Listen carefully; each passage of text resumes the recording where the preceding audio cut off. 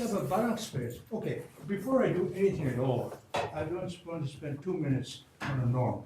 I know David doesn't want me to waste time on that. So, I had said that the measure of the space of distribution D prime S prime is actually almost everywhere C infinite, C k k arbitrary. And this you can prove from the that's property of the covariance. The covariance is indefinitely differential. Therefore, since can you realize a measure on a space which is actually Ck, k indefinite? The answer is yes. You could write a version of that measure by a standard procedure. Okay? Halmos would explain how to do it. Okay? So now you have on this space, which I called omega, I can introduce norms. But I never complete in those norms. It could be a CK norm, a subordinate norm, or whatever. I don't complete. And the idea is this: suppose I have a linear functional, which is a C-valued bounded linear functional. Then Ck of x is really a shorthand for writing Ck omega x. That is omega restricted x considers a norm space. Then it's a theorem that its dual defined with the norm, the standard norm for linear functional boundedness, is complete and thus defines the Banach space. And my main point is this: the proof of this theorem is very easy. And no, the proof of completeness only appeals to the completeness of the field C, okay, complex numbers, in which your functions, your polymer activity, take values. That's all. Straightforward proof. That's all. Now I introduce, so I said we'll measure derivatives in that norm, C2x in that sense. And this defines the bounded linear functional, the norm space, C2 of x. Now I introduce a Taylor series norm, a finite Taylor series norm. I went from 0, I took Taylor series norm, h of j, by factorial j. Imagine I'm expanding around 5 plus h, and its summation is finite number of terms, and not to be fixed. Now, convergence in this norm is a pointwise convergence of the Taylor coefficients. Okay? Clearly. And the pointwise convergence of the Taylor coefficient only depends on the completeness of the field in which the functionals take values. Okay? So I passed David my little file. It must be done for your interest. It's a standard fact. Okay? Now, so it's pointwise convergence. It's like, suppose you have f of x. You can expand, you set up a norm, h, h to the n divided by factorial n, fn of x, okay, the nth derivative, and take a finite number of derivatives. Now, the norm, when you set up, you take an absolute value, okay, of all this, that's in the norm. But where is the absolute value? The absolute value is in the field of complex numbers. And therefore, the completeness of the pointwise in x, the completeness of the field of complex numbers, right, is enough to prove the convergence, if it converges. That the convergence is in the same space. That's completeness. Okay, so there were these various norms. Okay. So then we measured, there were 3 types of polymer activities. Okay, 2 types. There was the remainder, which we measured that way. The kernel norm, which evaluates the field of 0, enables us to estimate the coefficients which enter into the correction from the remainder to the local potential flow. Okay. That's a number. And I put an epsilon squared because when you estimate Rn, with the norms that are given, you lose a lot. Rn, that norm is, if I remember right, Whereas you have the epsilon cubed, g cubed, because the remainder, right? In the kernel norm, you're going to lose that. Because you estimate fields and so on. Every time you estimate a field, you lose an epsilon to the quarter, and so on. So that's with those norms, I get only epsilon to the 3/4. 2 plus 3/4 is 11/4. So I wanted to the same thing, okay, for both. So V is this. And what is actually proved is that after a certain stage of iterations, these things, if you take them finite, it's less than epsilon to the 3/2. Let me get the pointer correctly. Mu is less than epsilon to minus delta. And this is R is epsilon to minus eta. Now R will have a contraction factor, and G tilde will contract, as we shall see. But mu is a dangerous object.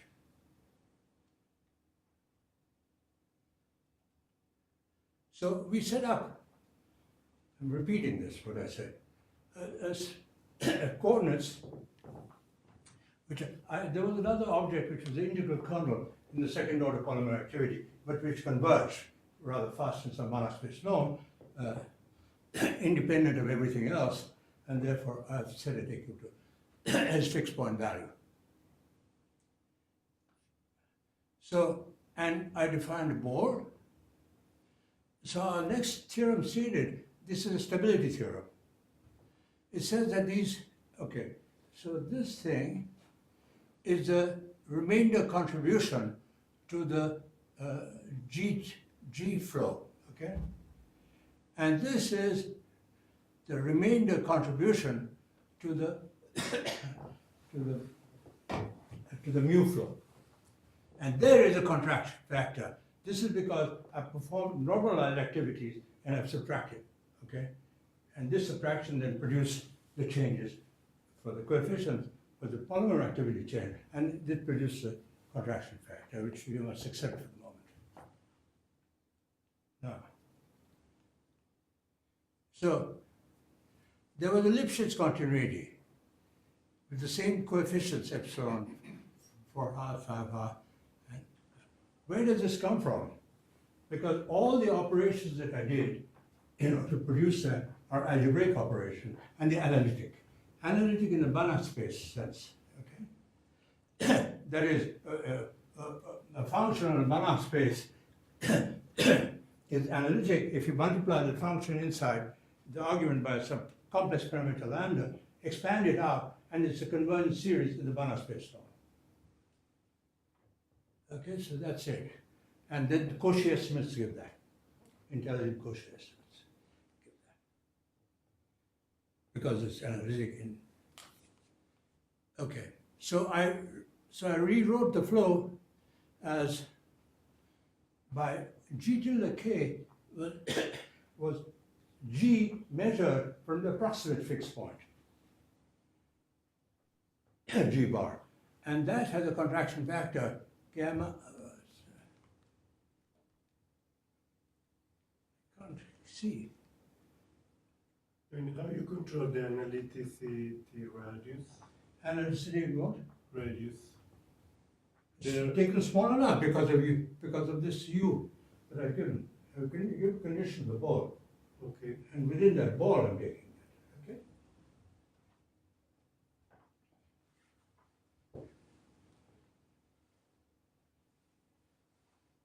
Now, G tilde, I haven't explained. Somewhere I must have explained.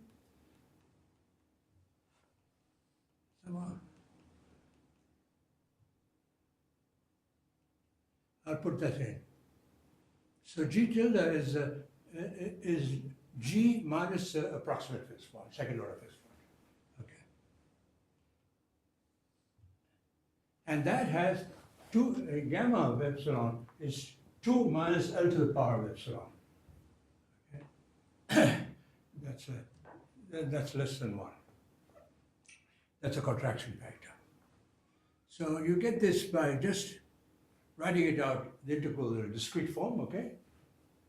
And this, the reverse flow, I give myself something at the end and ask myself, what was it at k, where k is less than n? Okay? And the whole trick is to assume that, suppose mu(n) is bounded uniformly, then they divide L to the n minus k is positive, right? The exponent, and take n tends to infinity. And then by assumption it's bounded, so that term disappears. That's how you fix. I did this for the second order flow with continuous flow. And we need to show that such a flow exists. So we have three equations to solve. One for g tilde kappa, the deviation of the fixed point, from the approximate fixed point, which has a contraction factor, and this is an equation for mu. Remember that V is three objects enter into V, g tilde, mu, and the remainder R. So that's why it's three objects. And so then I set up a Banach space of a whole trajectory, as David said. So you take V0, V1, V2, etc. And that's what this big trajectory, which I call V, bold letter V, and I take a supremum, and that defines the Banach space. So I take an open ball in that Banach space. So that open ball, and I start off with no remainder at all. I could have, but I start off with zero remainder, okay? Because that's just a local potential with g tilde mu is zero given. And the theorem 3 existence theorem, it says that there exists an initial mass mu naught such that for V naught in a ball of radius 132, 1/32, in the norm that I've given, all of them in Vk belongs to, after applying the renormalization flow map, belongs to a ball of radius 1/4, okay? So I write the sequence as Fk. So it has a G component, mu component, or R component.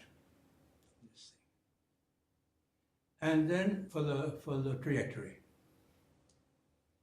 Then the integral flow can be written as V is equal to Fv, the fixed point equation.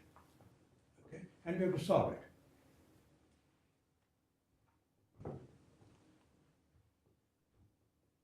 It has a unique bounded solution under the condition theorem 3, the Lipschitz continuity. Where is this? I must have stated some thing of disappearing. This was the Lipschitz conditions. And I could do it in an application, I don't know whether I should do it. For G flow and mu flow, why this is true. My assertion is true. We'll see. Okay? So whenever you have a Banach fixed point theorem, Lipschitz continuity is enough, right, to prove the existence, solve the fixed point existence. Yes. So the existence of mu zero is this fixed point equation you wrote? The mu zero is buried in it. Okay? Let's go. No, theorem 3. It's theorem, I don't understand how you prove it. Oh, theorem 3. Theorem 3 is this using the Lipschitz condition. Yeah, I still don't understand. Can we back up to theorem? I can understand that the Lipschitz condition give you the existence of the Yeah, fixed but point. I have to first prove that F. Could we back up to theorem 3 and look at it? Yes. We know what we're talking about. No. So in order to define this map, you need to fix an initial G and an initial R. And then it will, a fixed point. of Theorem this 3, map I is should equal separate to this out, actually. There exists an initial mass mu naught such that for V naught in 1 upon No, 30. I can read it, but I don't Yeah. understand how you prove it. So, Oh, then I have to prove it. well, how to prove the claim, this Yes, claim this from claim. the knowledge. Yes. of Why, this point. why don't we do the following thing? I mean, you could just take a recursion with two things, one of which is growing and the other of which is decaying, and we can just work. Well, through let that me do it already. afterwards, okay? As a special Because, step. but the thing is, this is actually I mean, if people don't understand how to prove a theorem, Okay, like I will this, do they it won't right understand now. anything. Right now, I'll do it. So let's Let's just do write it. that Let's do equation. it. Two, On the blackboard, I'll do it. yeah, with two. I can help you write it. No. Oh, I'm going backwards.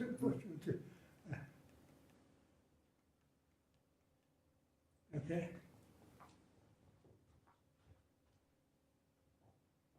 With just Yeah. two components, it won't. Yeah, I take just very wrote long. it. But the third one is trivial.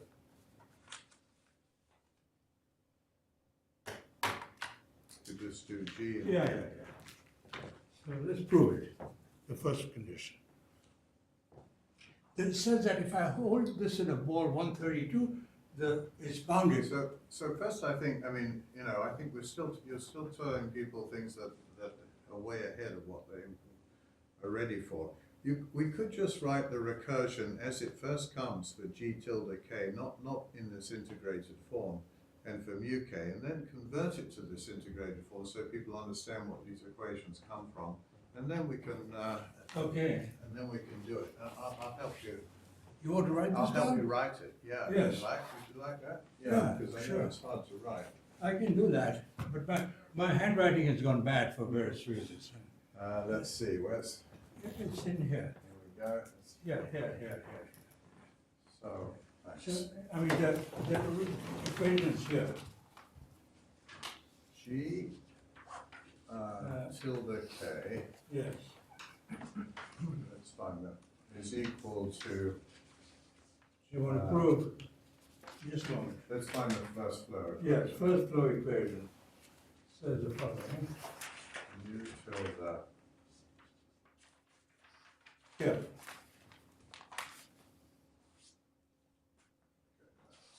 Okay, alpha there is gamma, has become gamma. so he writes, G tilde, I will write. I can write this down. You can just write it as a linear part plus a. Yeah, that's what I want to do. I just want to write G tilde K plus 1 is G tilde K. Now, we should put in front of here the Gamma. contraction factor. Gamma, So that's I'll on. just call it, Yeah. let's not even Something- worry about that. something less than We'll one. just put absolute gamma there. Gamma is less than 1. Yes. And then we have a remainder which looks like, what is it? Xi tilde. You call it psi Tilde. tilde of U, which Yes. U Is it a triple? Is the pair, yeah, but we're just Okay. gonna do a pair. Okay. G tilde and mu tilde, like Yes. that. And we need a K on that.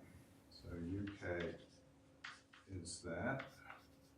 And then we have mu K plus 1 is, L to the let's say 1 upon gamma, it's bigger. Or okay, Yeah. you want L to the alpha. alpha, okay, of mu K Yes. uh, Plus rho. plus is Rho of UK. rho of UK. Yes. Okay. And actually the rho can depend on K as well, and probably does in our case, but let's just write the simplest one down, just to illustrate the principle. Now, what you do is you write this as an integral equation.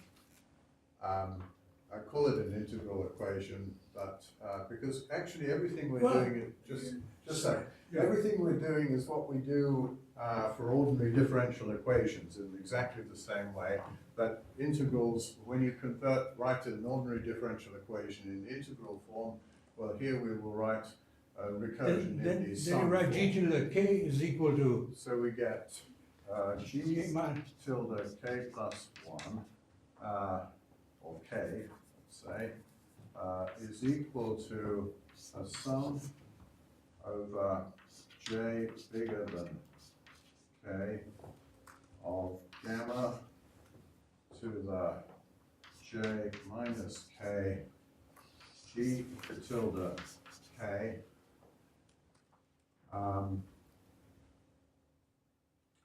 no, G tilde C of U J.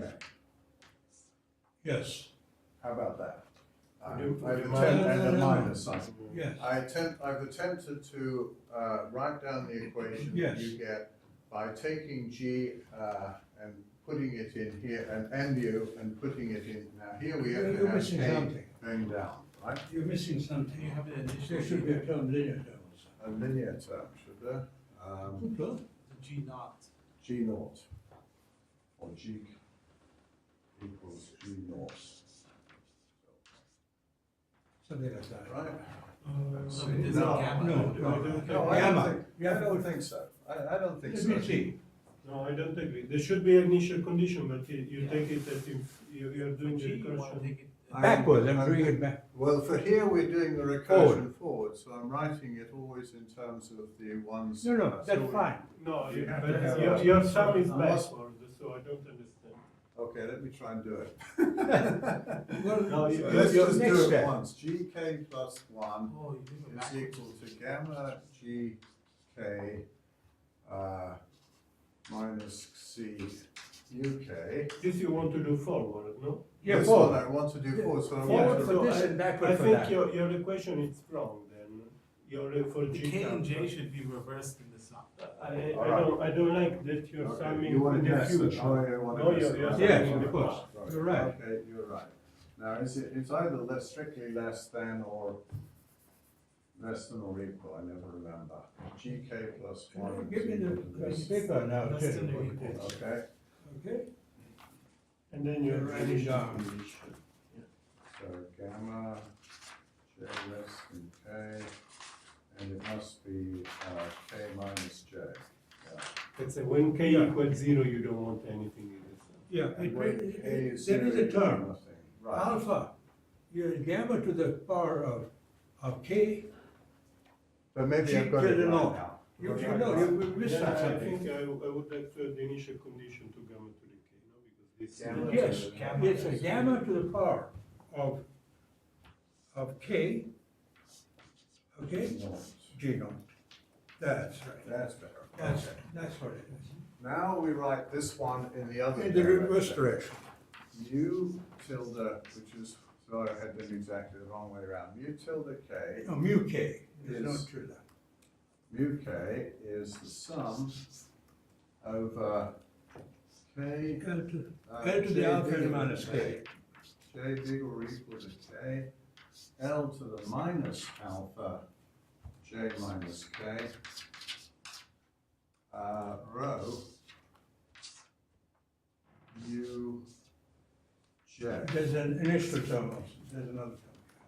You're missing this. You want to? Yes, L to the minus alpha n minus k. L to the minus alpha n. N minus k. N, okay, is it? Oh, so you're setting in a final condition at scale n? Yeah, mu n. Yes. N minus k, So then you should. mu n. Mu n. N. That's what it was. I guess you should, So then I have to put an n here. yeah. Yes, Now, j equal to k to n minus one. right, now, we're going to look for a solution to these equations under the condition that the coupling constants are bounded. Yes, And under that condition, I can right away take the limit in this equation as capital N goes to infinity. absolutely. Because this term will go to 0. And this is a geometrically convergent series because that's bounded if U is bounded. Yes, So we cross this out because we're taking a limit, and we cross this out because we're taking a limit. So that's an equation that is going to tell you what mu k is. it's just j equal to k to infinity, oh, j, where they, that's it. So these And are, we can solve these equations. these are our two equations. Now, we make now we do something conceptual, which I think is hard to grasp at first, which is that just like in ordinary differential equations, when you prove an existence theorem, you write an integral equation for the whole trajectory, or at least the trajectory up to some finite time, but here it'll be up to infinite time. And you write an integral equation, which you write an equation which you will iterate for the whole trajectory. So we will solve for the whole trajectory. So for that reason, we do this nice thing that we had on the blackboard, which is to consider, what did you call the whole trajectory? V. V. V or U or whatever. V is UK for all K greater than 0.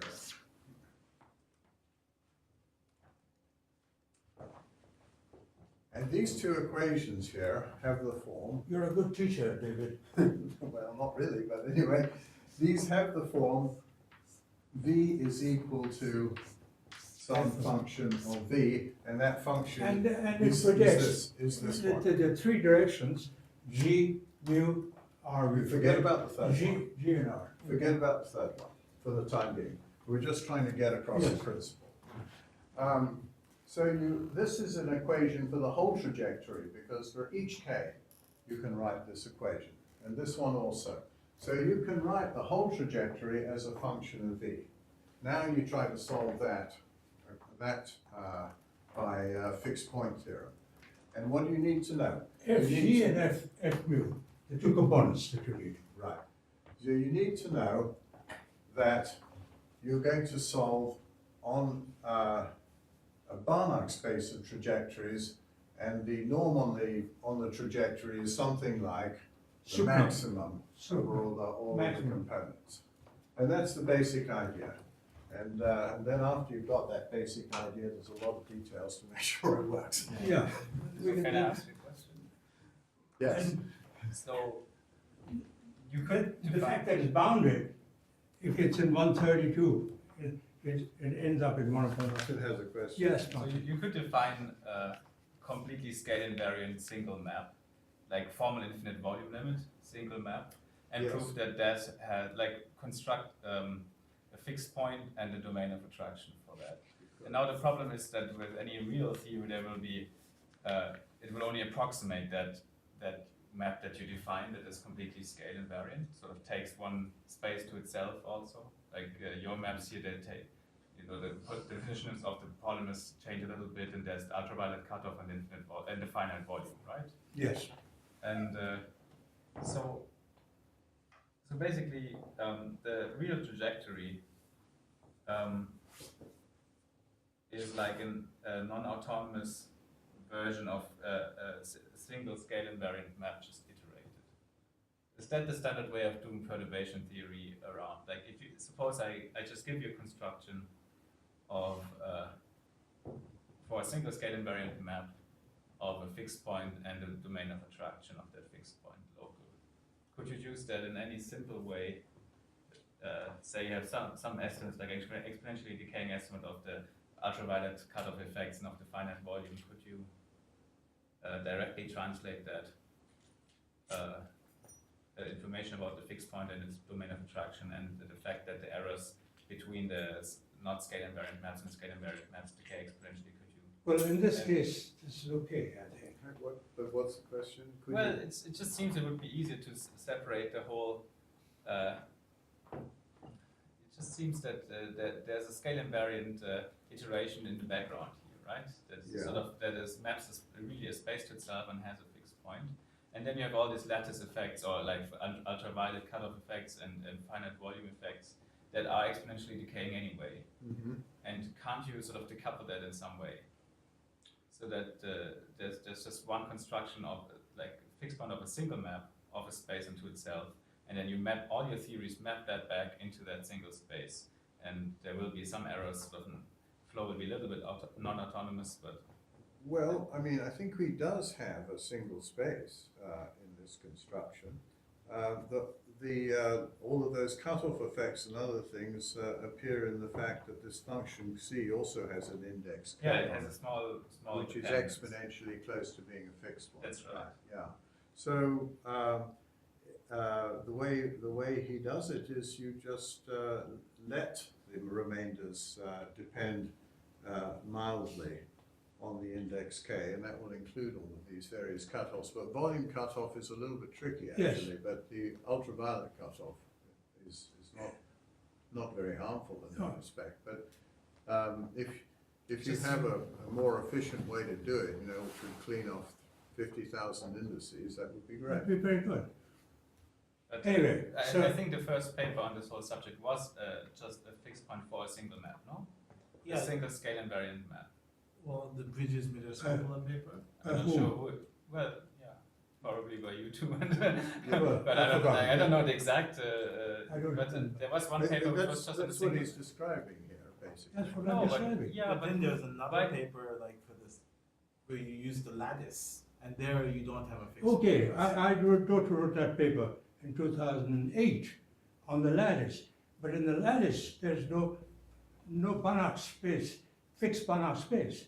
The Banach space is changing all the time, either because of rescaling or because you're monkeying around with the regulator or something. But without rescaling, you'll never hit a non-trivial fixed point. That's clear. I think that's what he's. And that Banach space, we proved the analog of this, but not completely. Okay? By going from one space to the other, what we did prove that it was not a real fixed point, but the interactions will stay in a bounded neighborhood of the approximate fixed point. So it was a non-trivial theory. That's proved in my 2008 paper in JSP, the 100-page paper. Okay, that's okay. So that's a supersymmetry in it and so on. But you can forget the supersymmetry and make some changes there. Okay, there'll be vacuum terms which are generated, and maybe some coefficients are different. But that's the basic idea. It's just that in the version I'm thinking about, you would never need a fixed point theorem on. There's on a no space fixed of point sequences. theorem on the lattice. Hang on a second, in the version you're thinking about, you never need a Fixed fixed point point. theorem on a space of sequences. You would only need a fixed point theorem for a single map. Ah, no, so actually, that's not possible if, I think that's not possible. So, if you have a hyperbolic fixed point, This is a hyperbolic fixed point. not very. If you have a hyperbolic fixed point, then you can get away without David, writing.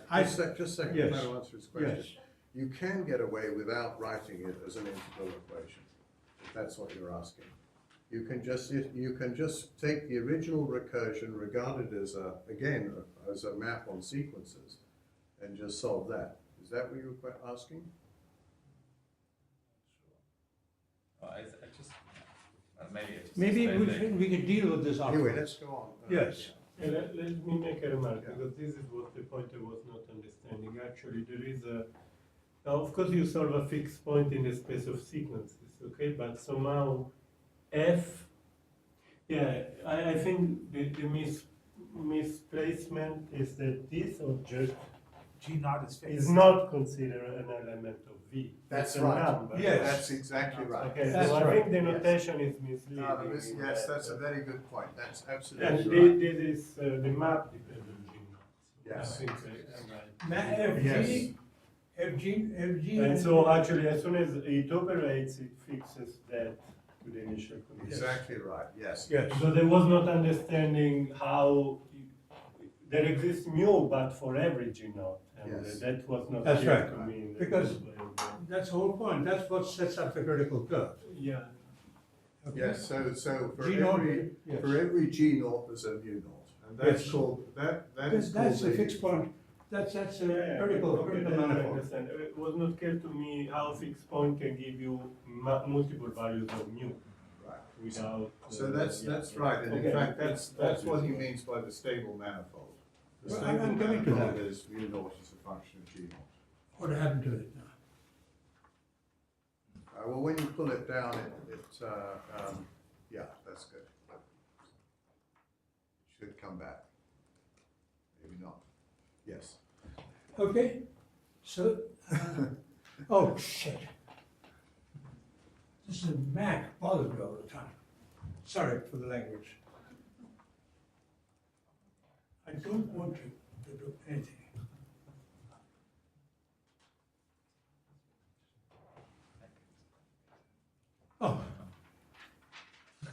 I don't think I'll get away without Okay. tapping in a password. Yeah, he just pressed it. No. We'll just ask again a few times. Maybe You'll turn come off back the again. Will not if we just. Yeah. Switch out the Wi-Fi. Yeah, but you don't have it here. So.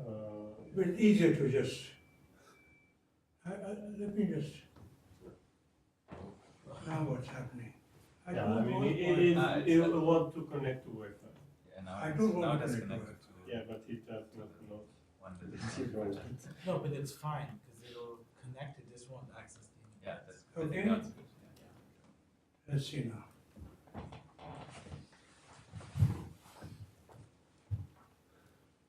So this is what David wrote down for me, okay?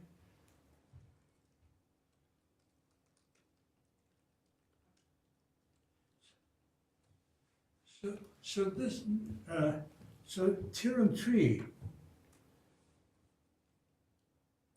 this is theorem 3. Under the condition of theorem 3, this is bounded. F of V is bounded, okay? In this board. Then the fixed point is solved because of our Lipschitz, from the Lipschitz condition. Okay? So I won't do it right now.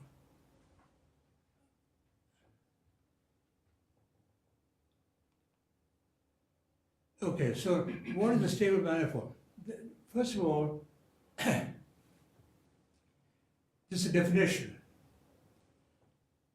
That if you choose V in E upon 132 and one small ball, then all the iterations are in there, and you write V as a couple. V1, which is G tilde and R, and V2 is mu. And initially, V1 is just G0, and V2 is mu0.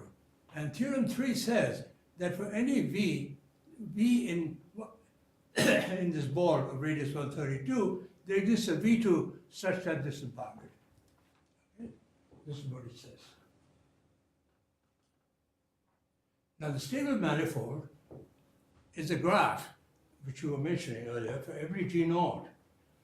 You solve it, there's the mu you find, then it's a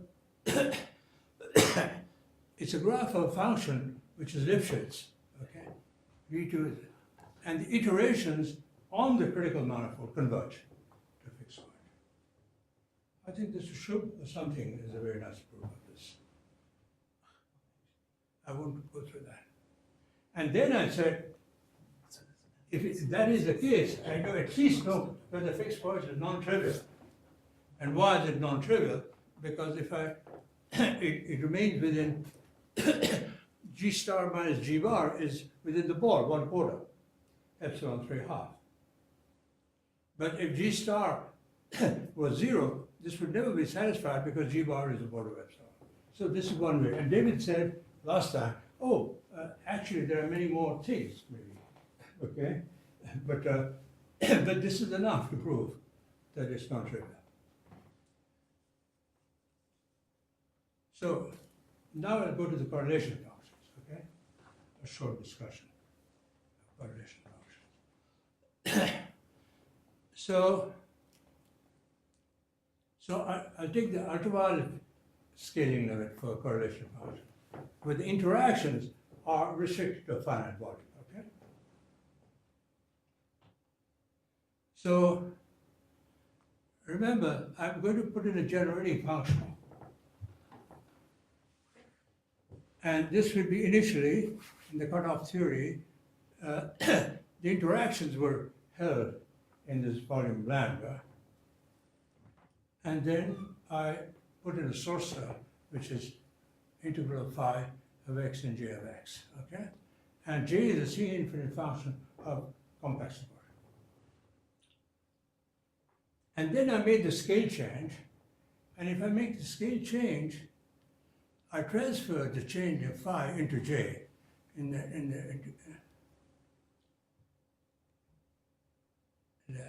you get this. This L to the minus n d really comes from L to the minus n, because I've scaled it down, okay? And now, I can always, old idea, translate it to get rid of the linear term which we had before over there. And the Gaussian measure, if you think formally, it's exponential of phi, C inverse of phi, okay? That's formally what it is. And therefore, when you translate phi, there must be C in it to get rid of that C inverse and to produce for me that. So that's what you get. You get your C star, and you find that all the fields have been translated by I C star J naught. You have those notes, right? That I passed to Mother? Yeah. I think it's done there. So I apply the renormalisation group transformation once, and then I get, in order to do that, remember I can put a T, because this is the fixed point of the Gaussian fixed point here, and before I can apply it, I'm going to write this as a new field, which is SL inverse of phi plus I, SL inverse in SL, okay? If you think of it. Is that the square root of minus 1? What? The I? I is the square root of minus 1. But then we have to know that Z naught is analytic and everything. There's no, you don't really need the I, right? Yeah, Because just of do the Laplace transform. Okay, Yeah, the Laplace transform is better, I think. all right.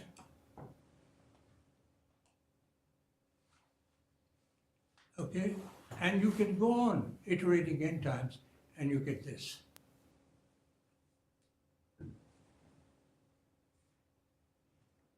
And you, after doing n times, the interactions are all in the block, in the signal block. Okay. Now you can check that Jn of S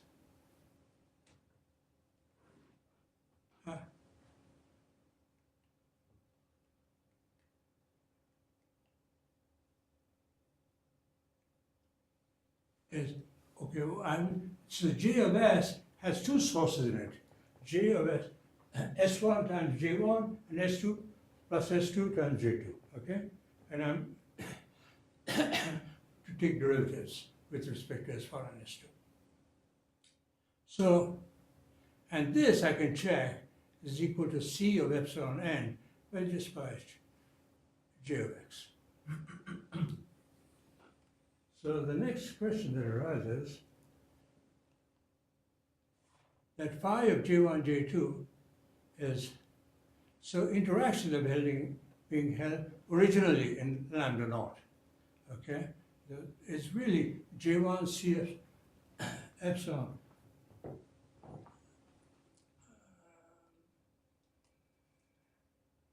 Okay, minus this. So in order to take the limit as n tends to infinity, well, we can C epsilon n goes to C, the free covariance.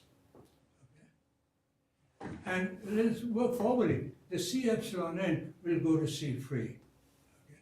So the question arises, can I take this norm? Does it exist? And the answer is yes. The reason it exists is because C free is an L1 local, L1 block, and J is of compact support, C infinity of compact support. Okay? Okay, so I can show that a lot more, if you wish, that the C2 norm, or CK norm, of CF, the free covariance convoluted with J, exists. Because J is a compact support, I can say it in words. J is a compact support. Write out the convolution. The first argument, x minus pi, x is in the a block delta and y. But since it's a compact support, I can extend to all of space, right? And therefore I can translate, okay, y to y plus x, and this x then, and now I can take derivatives. And when I take derivatives, I can take derivatives of j. That's what it says, because x is x plus y is being integrated over all space, it's a compact support. If the support is in u, then x plus y is support in u plus x. And when you do all this, you can take the limit. You can see that it makes sense, because C is in L1, lock. Because J is supported in u plus x, C is in L1. So next thing that arises, I mean, I can put it, I worked it out last night actually. I can do it on the blackboard, but if you're interested. The next thing that arises, what can you say about this object? Well, I'm taking two derivatives over here. We have the bounds that were previously created. Now the derivative norm, the Taylor series norm, it's two derivatives. I have 1 upon h squared I can put in, and 1 upon h squared. This is a cheap thing to do. 1 upon h squared will give me epsilon to the half. And the other one will give me the h norm. Yeah? No, I got lost. Yes, What yes, are you Pastor. saying? Huh? What are you saying? I'm saying that I want to estimate this object. Where is that? Yeah. Okay, this is what I want to estimate. I said that, So your norms give control of this d Yes. to zn? yes, my norms control absolute value of Zn, and this Yeah. is controlled by what I said earlier, but I can, Yeah. So they have to be C2. yes, it global is, units. because J is a C infinity of compact support. Yeah. That's right. That's why.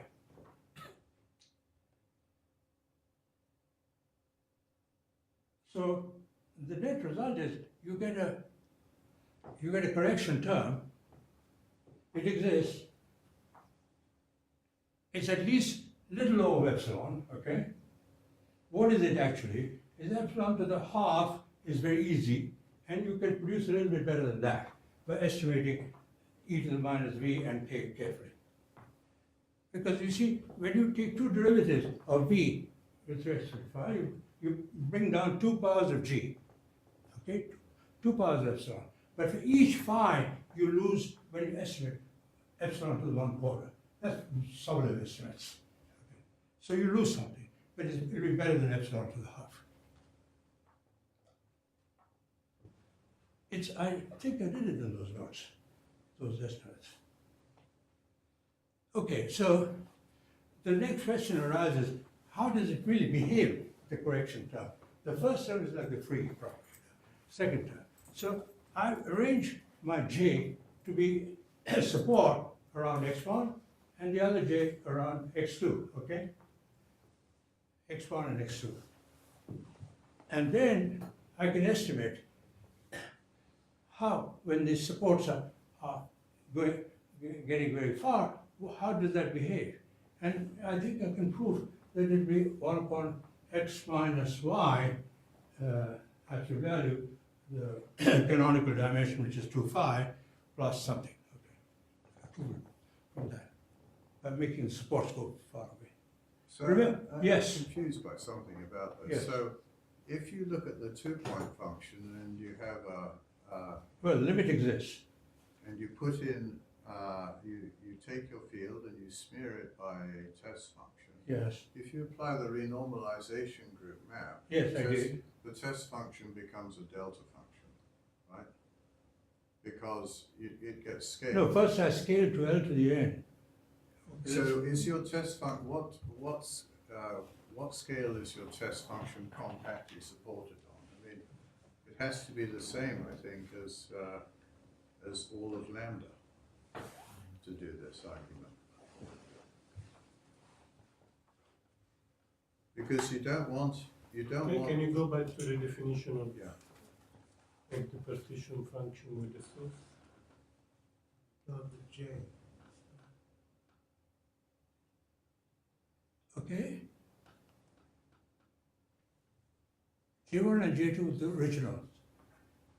Okay? In the cutoff theory. So is J compactly supported? Yes, in the cutoff theory. On what scale? On On- the diameter of lambda naught? I mean, in other words, is it like occupying? It's Is it- occupied, is it- J is it- is in all of space. Somewhere, compact support.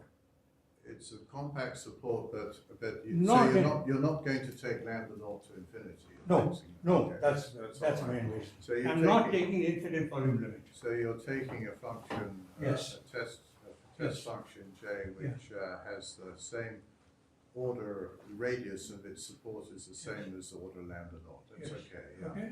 I'm not taking lambda.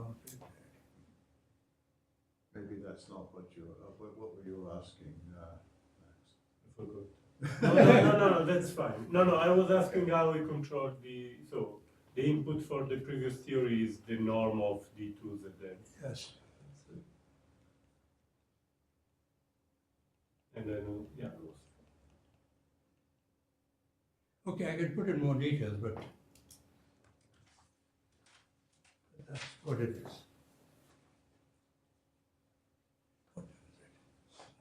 I think I'll stop there.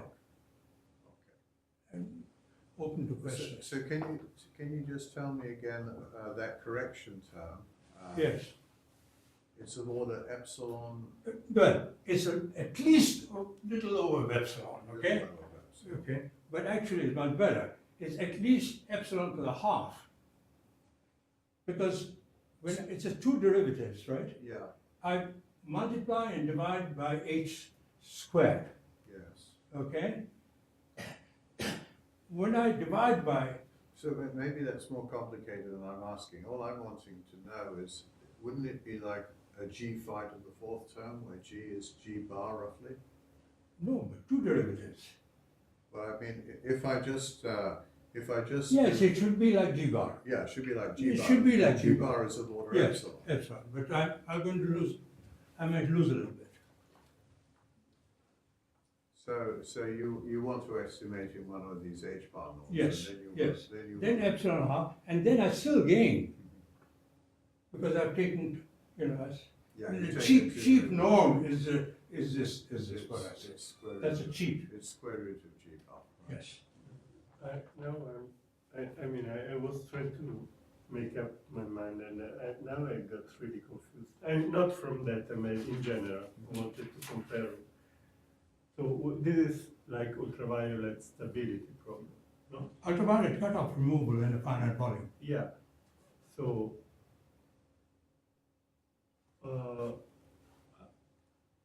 yeah, in below the, I mean, this is in the below the critical dimension. Yes, We agree. So it's like, so you cannot work like in 3 dimension in phi4 because it's too far from this perturbative point. Yes, that's right. So you want to be near the critical dimension. yes. I agree. That's why we change So I it. don't understand why you have to tune the mass. That's for the That's I don't that's for the understand. infrared tuning of the mass. But it's not infrared, this is ultraviolet. Yeah. I mean, I don't Yes, understand why in before- this problem No, you no. have to tune the mass. That limit can never be taken without, if you don't take mu naught. No, but if That's you're I only don't wanting the understand, RG because for- we do this all the time. I mean, we do this for 543, we don't tune Yes, the but you mass. don't do the super, you do the super renormalizable case. But this is Yeah, kind but of a this is finite super. volume theory, but it's not locally, it's not Gaussian on small scales. That's right. But why it's not Gaussian?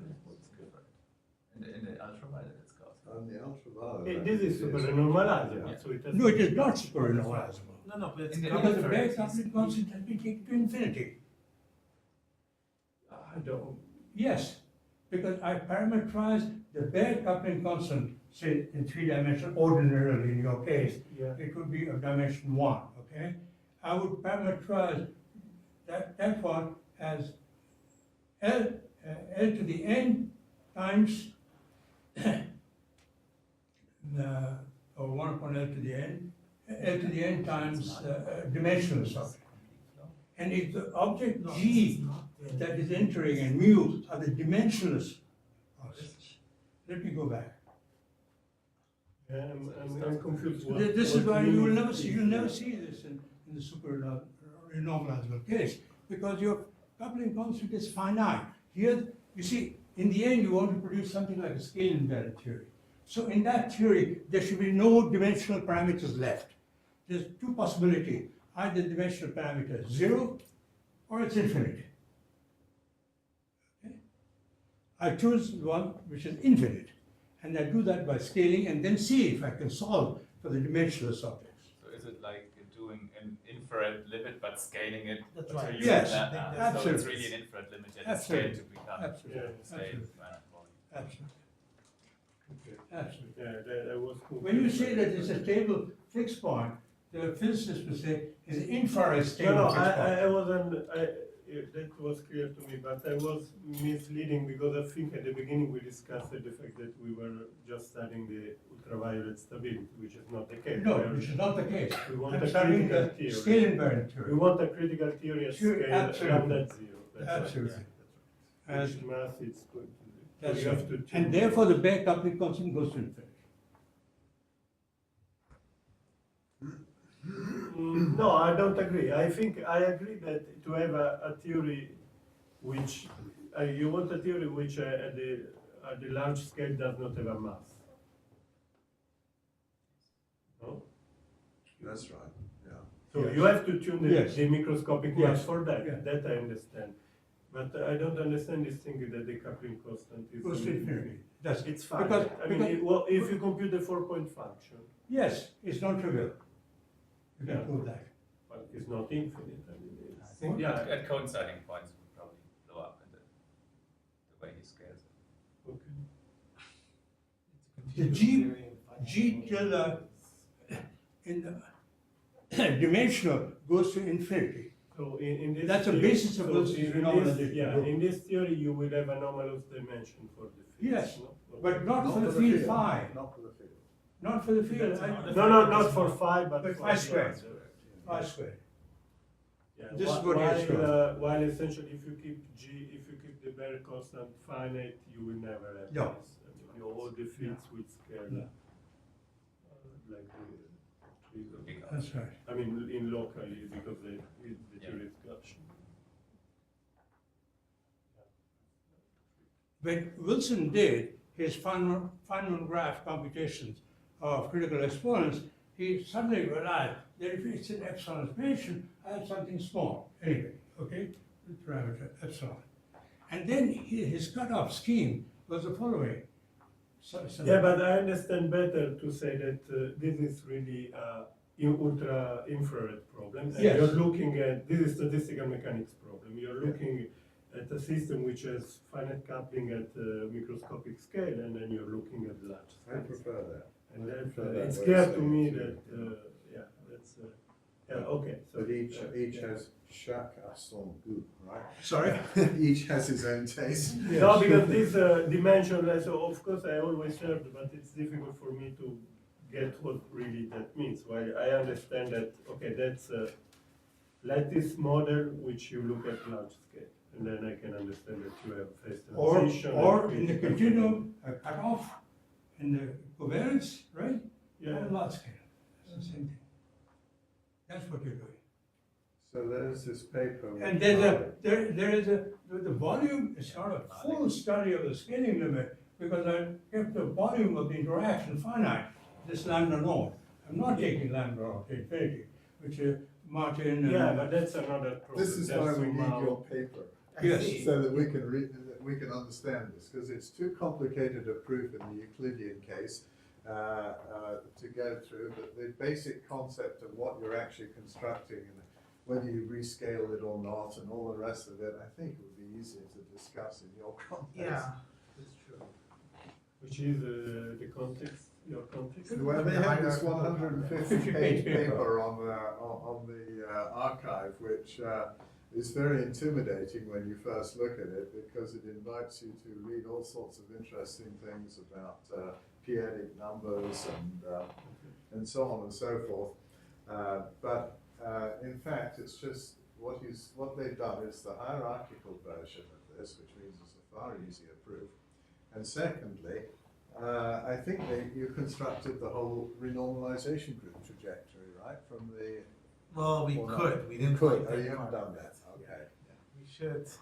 So there's a renormalization group trajectory that goes from an ultraviolet fixed point to the Infrared one. fixed point. That's That's not, what he Malik- hasn't proved that, but Malik But proved Malik that in the proved it. ingredient He case. made an extension of all of this to prove that there was a sequence you could construct such that from this point, infrared point of view, the Gaussian fixed point is unstable. So you're moving away, you stay within a ball which is not very far, which contains also this infrared fixed point, okay? And the trajectory, he calculated the trajectory all the way. On the way, he was calculating also the critical mass. So that's an interesting phenomenon because that trajectory, because it means that you have a whole family of field theories which are transformed, which are not scaling there, they're transformed into each other by scaling. Scaling basically just moves you along this trajectory. If you start with a theory that's on this trajectory and you scale, you'll move to another, just scale the theory. Yeah, but that's You'll what move to the Start next near, one and so yeah. on. that's what The unstable fixed point. we do for the dynamical theory. We have this trajectory. Yes. Just we don't know how to. I mean, it's parameterized by G, so for us G is finite, no? Yes. So it's going to 0, you are Gaussian. And if it's going to, just we don't know how to reliably end or the nearby Right, the yeah, other right, fixed right. point, because G has to go to infinity and there's a singular limit for Right. the PDE. But it's not for this theory, right? 'Cause It's you- a trajectory. It's just a trajectory and. Yeah, but G we have a is- trajectory. I guess Yeah, that's so all you have to run Your this stuff. trajectory ends though. I mean, well, it doesn't end, but I mean, you. No, you- it does not end, just we but don't, you don't know how to yeah, continue it. yeah, we Yeah. don't know how to. Must But be- in Malik's case, you know the Yeah. whole trajectory. from Yeah, yeah, one to the yeah, other. but it's a That's point which of is, this which is a very nice thing. Yeah. Yeah, but it's this, yeah, somehow it's this point missing. It's the same thing in KPZ actually. Okay, that's the non-trivial part, but somehow the trajectory is already there. I mean, all the up to there. Mr. The Pignano, neighborhood of- Okay, so. for the super renormalizable case, what happens to the renormalization of the So equation? anybody who needs to leave, I mean, we said, let's thank the Yeah, yeah, speaker yeah. and, There's a very nice paper. There's a very nice paper of Bridges, Dimmock, and Hurd for the 543